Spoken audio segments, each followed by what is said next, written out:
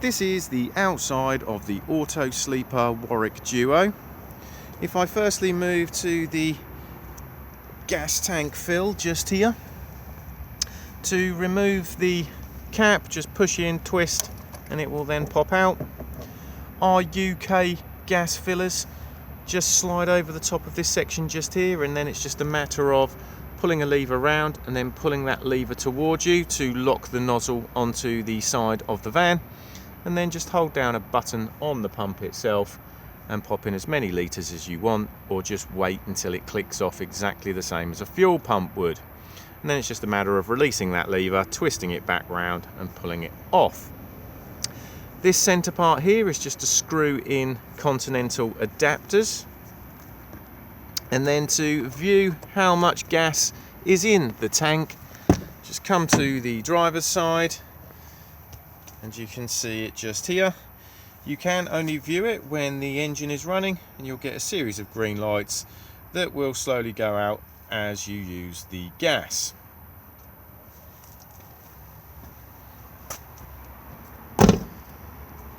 Next we have the vents for the Dometic fridge. Try to avoid obstructing them and spraying too much water at them when washing the motorhome. We have a sticker here that says emergency gas control. So to turn off the underslung gas tank, it's all done on that center point just there. It is actually easier to get to from the other side, as you are not obstructed by the exhaust. So I will show you that when we get round to that side. External TV and satellite points just here, and you will also find a 12-volt plug as well.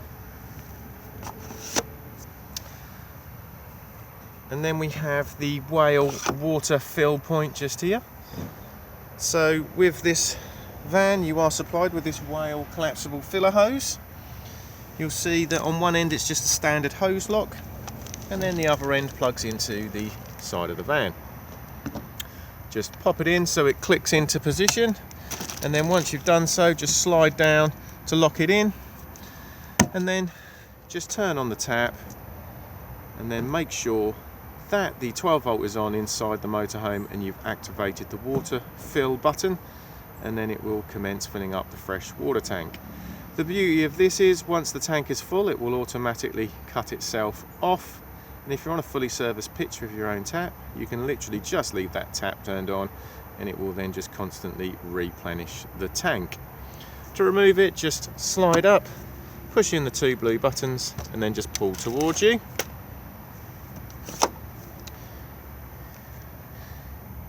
Beside the exhaust exit just there, we have the fresh water tank drain tap, and as you can see it does have a dust cover.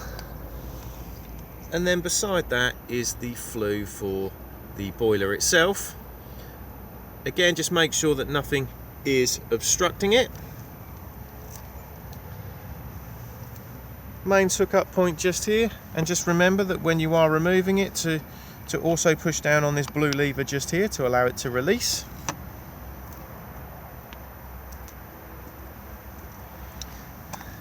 Right at the rear here we have the flue for the space heater. Again, like the boiler, just make sure that nothing is obstructing it. And then we have the spare wheel just here, and to lower it you need to go to the jack and wheel brace kit, and in there's a bar which locates where my finger is just here, and then attach the brace to it and then wind it down. There is also an air line running from that spare wheel to the valve just here, so you can check to see if the tyre needs topping up with air, and you can top it up without having to lower it.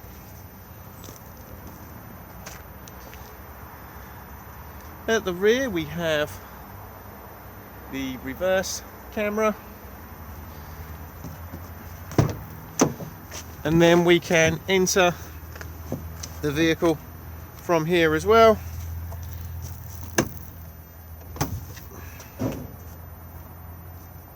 And these sections can be removed as well if you have anything long that you want to slide underneath the bench seat.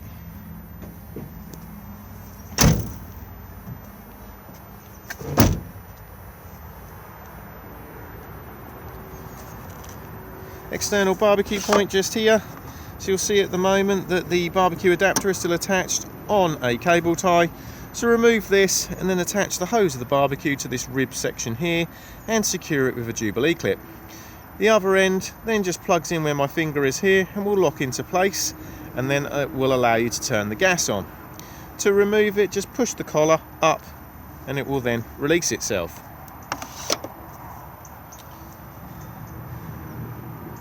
Again, we have fresh water tank fill just here, and you can see that this cap is lockable. So if you don't want to be using the Whale Smart Fill, you can just fill up the fresh water tank using a hose pipe.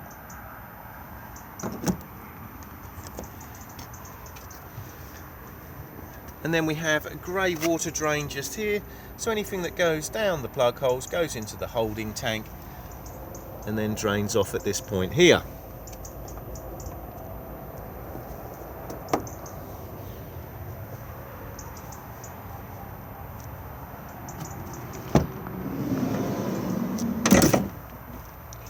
Cassette toilet just here. So if I just lift up on the lever and just pull the cassette slightly out, and then we can take this out just here, and then before use we need to fill up the header tank. So to fill up the flush water, just undo the cap. This section here just makes it easier. And as you can see at the moment it looks like the flush water is completely full, but it's not. This is a U-bend, so as you pour water in it will just feed round. You can add your pink solution if you wish and then top the rest up with water. And then to work out how much water is in the flush tank, you just need to go to the little clear tube that just sits beside the cassette itself just here. And as you can see at the moment we've only got a very small amount in here. To drain the flush water down for winterization, just unclip it from the base, pull down and then just pour away.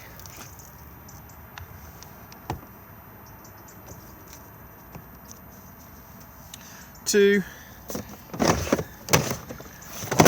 get the cassette ready for use, firstly remove the cap and add your toilet chemical with a small amount of water. This is also where it empties from. Just remember that when you are pouring it away, to hold the button in just here to release the vacuum inside. It's also advisable to slide this section back just here and lubricate the seal.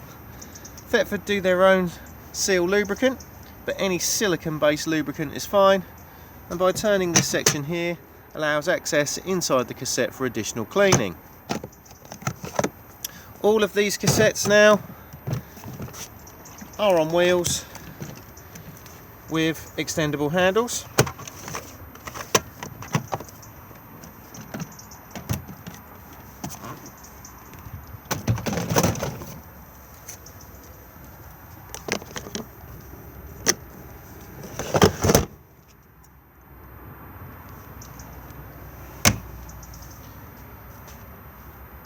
Up here we have the step button.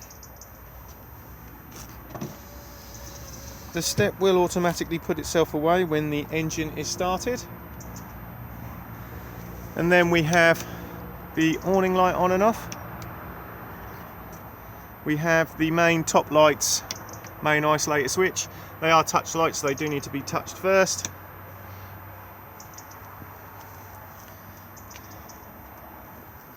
And as you can see just tucked down there, there is also a mains socket.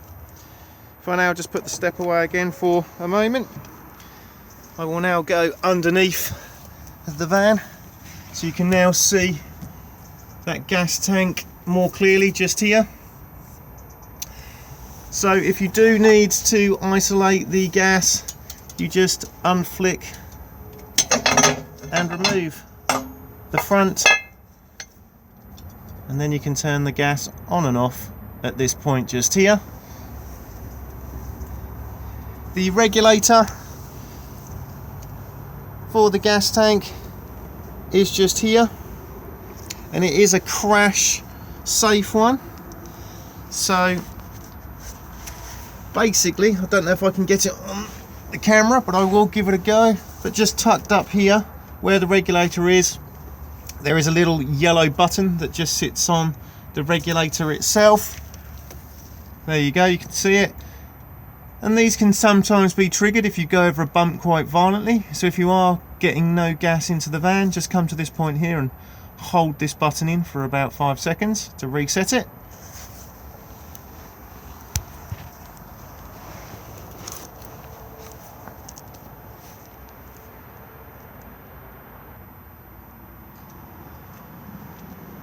At the top we have the Thule Omnistore Rollout Canopy. To roll this out, take the canopy winding handle and then just pop it in at this point here, and then just begin to wind the canopy out. As you can see, I've now wound the canopy out a short distance. I always prefer to do this and then drop the legs to give it some support on both the canopy itself and the top of the motorhome. The legs themselves are sprung loaded, so just push in and then drop the leg down, get the leg at the height you require, and then flip up the grey lever to then lock the leg into place. And then if I do exactly the same again,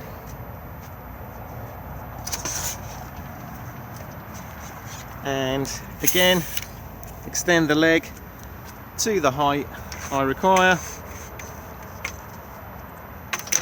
and then lock it into place. And now that we're supported, we can then continue to roll the canopy out, walking the legs as we go. And now, as you can see, once the canopy is fully wound out, it comes out a good distance. The legs can be pegged down to the ground. Never use the canopy in high winds, as it does run the risk of being flipped over the roof of the van. With this particular model of canopy, you do have these sections here that can be folded and clipped into place to give it more strength. When it comes to popping the canopy away, remove these first, and then it's just a matter of winding the canopy back in again to about the point where we drop the legs, releasing the clips, popping the legs back up again, and then continuing to wind until it will not wind any further, and then the canopy is fully away. If you do put the canopy away wet, it's always advisable to get it back out again and dry as quickly as possible to avoid it going mouldy and smelly. Diesel fill just here, and the diesel filler cap itself unlocks on the ignition key, and then underneath that we have the AdBlue top up. It will let you know on the dashboard when your AdBlue needs to be refilled.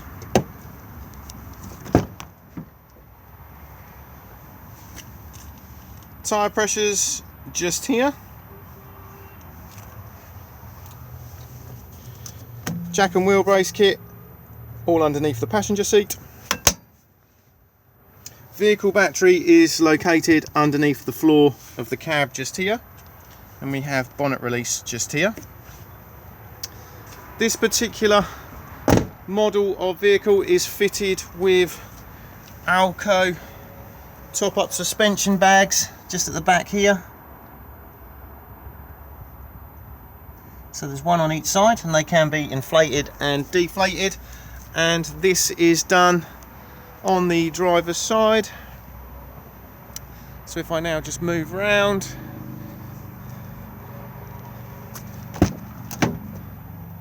you will see the gauges just here indicating how much air is in those bags at the moment.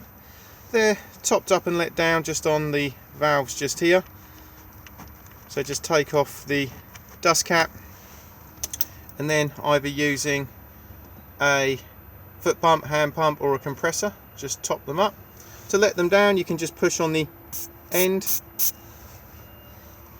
This switch here will do absolutely nothing.